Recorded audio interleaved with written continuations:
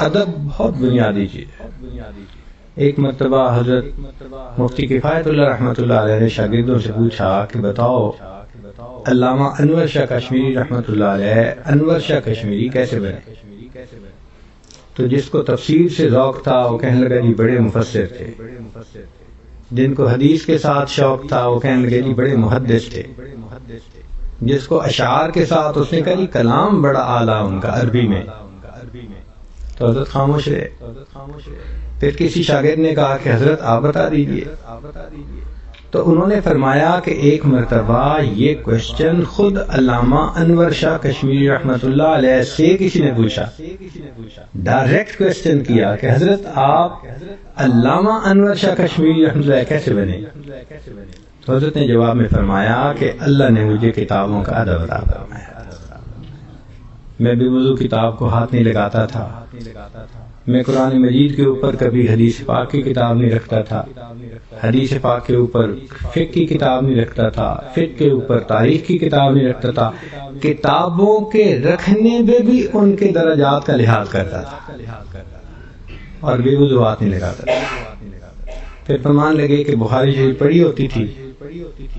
میں تلاوت کرتا تھا تو میں بخاری شریف کو اپنے تابع نہیں بناتا تھا، اپنے آپ کو بخاری شریف کے تابع بناتا تھا. ان کا یہ کیسے؟ فرمان لگے کہ بخاری شریف کو تو میں پڑھتا تھا تو حاشیہ دیکھنے کا موقع آتا تھا. اب حاشیہ کبھی تو اس ڈائریکشن میں لکھا ہوتا ہے اور کبھی ذرا دوسری ڈائریکشن میں. تو جب دوسری ڈائریکشن میں ہوتا تھا تو فرماتے تھے میں بخاری شریف کو یوں نہیں کرتا تھا، وہ پڑھی رہتی تھی، میں خود اٹھتا تھا دوسری ڈائریکشن میں بیٹھ کے پھر اس کا مطالعہ کیا کرتا. تو کتابوں کے ادب نے مجھے علامہ انور شاہ کشمیری. ہمارے علاقے میں ایک بزرگ گزرے ہیں حضرت مولانا غلام رسول پونٹوی رحمۃ اللہ علیہ. ایک گاؤں تھا پونٹا، ملتان سے آگے، مین سڑک سے تقریباً 30 کلومیٹر اندر تھا، پیدل چل کے جانا پڑتا. یہ حضرت شیخ الہند رحمۃ اللہ علیہ کے شاگرد تھے، مگر شیخ الہند رحمۃ اللہ علیہ سے محبت اتنی تھی کہ سبحان اللہ عاشق تھے. رات کا جب وقت ہو جاتا اور طلباء سو جاتے تو یہ حضرت کے کمرے سے لے کے دارالحدیث تک جو آنے کا راستہ تھا اس میں جھاڑو دیا کرتے کہ میرے شیخ نے یہاں سے چل کے آنا ہے، میں اس راستے کو صاف کروں. اور جھاڑو بھی تنکوں والا استعمال نہیں کرتے تھے کہ کسی کی آنکھ نہ کھل جائے، کسی کو پتہ نہ چل جائے. کپڑے سے صاف کرتے. اللہ تعالیٰ کی شان دیکھیں. ایک رات اٹھے اور کپڑا تھا نہیں تو اپنے امامے کے کپڑے کو ہی اتار لیا اور صفائی شروع کر دی. این اس موقع پہ حضرت شیخ الہند رحمۃ اللہ علیہ نے کھڑکی میں سے جھانکا، نظر پڑ گئی. بلایا نور محمد کیا کر رہے ہو؟ بتانا پڑا کہ حضرت میں صاف کر رہا ہوں. میں یہ صفائی والا کپڑا تو نہیں ہے حضرت، میں اپنے امامے سے صاف کر رہا ہوں، آپ نے آنا ہے یہاں. شیخ کا دل خوش ہوا اور انہوں نے دعا دی. ایک ہوتا ہے دعائیں کروانا اور ایک ہوتا ہے دعائیں لینا. دعائیں کروانا بھی بہت اچھا ہوتا ہے مگر دعائیں لینے کا مقام کچھ اور ہوتا ہے کہ بندہ شاگرد ایسا بنے کہ استاد کے دل سے دعا نکلے، خدمت ایسی کرے، ادب ایسا کرے استاد کے دل سے دعا نکلے. کہتے ہیں کہ 3 نوجوان تھے، تینوں کا نام تھا عبداللہ، اور تینوں نبی علیہ الصلوۃ والسلام کی خدمت میں ایک دوسرے سے آگے بڑھتے تھے، پیش پیش.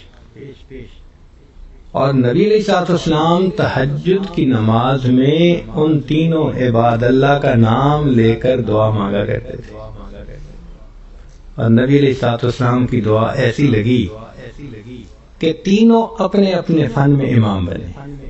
عبداللہ ابن عمر رضی اللہ عنہ امام المحدثین بنے، عبداللہ ابن عباس عنہ امام المفسرین بنے، اور عبداللہ ابن مسعود عنہ امام الفقہاء بنے. کاش کہ ہم بھی اپنے اساتذہ کی مشائخ کی دعائیں لینے والے بن جائیں. تو نور محمد کو دعا مل گئی سعادت کے دروازے کھل گئے.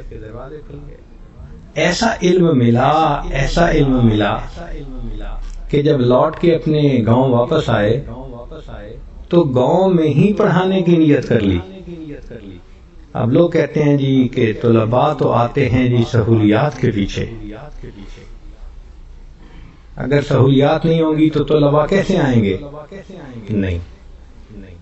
جس طرح شہد کی مکھی شہد کے پیچھے آتی ہے، طلباء بھی علم کے شہد کے پیچھے آتے ہیں. جہاں چھتا مل جاتا ہے شہد کا آ جاتے ہیں.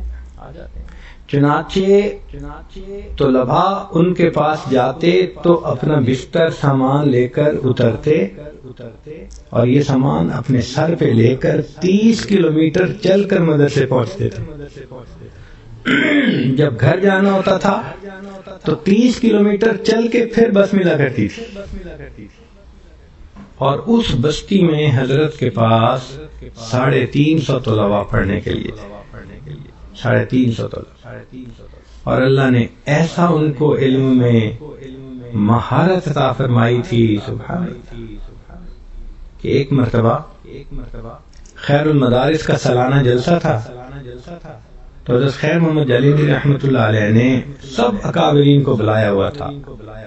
بڑے بڑے جو جبال العلم تھے وہ وہاں آئے ہوئے تھے. حضرت مفتی محمد شفیع رحمۃ اللہ علیہ، حضرت بنوری رحمۃ اللہ علیہ اور اس جیسے حضرات آئے ہوئے تھے.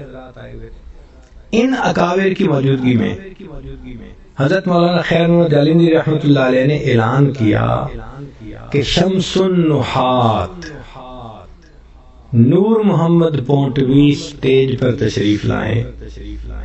شمس النحات کو جس کو لقب ملے، سبحان اللہ،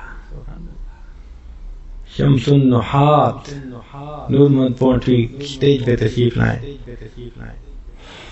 اللہ نے ایسا علم دیا تھا کہ فرمایا کرتے تھے کہ پوری دنیا سے شرع جامی کو ضبط کر لیا جائے. پوری دنیا سے شرع جامی کو ضبط کر لیا جائے اور پھر کوئی طالب علم میرے پاس آ کر کہے کہ حضرت شرع جامی کی ضرورت ہے، فرماتے تھے میں شرع جامی کو اپنے حافظے سے لکھوا سکتے.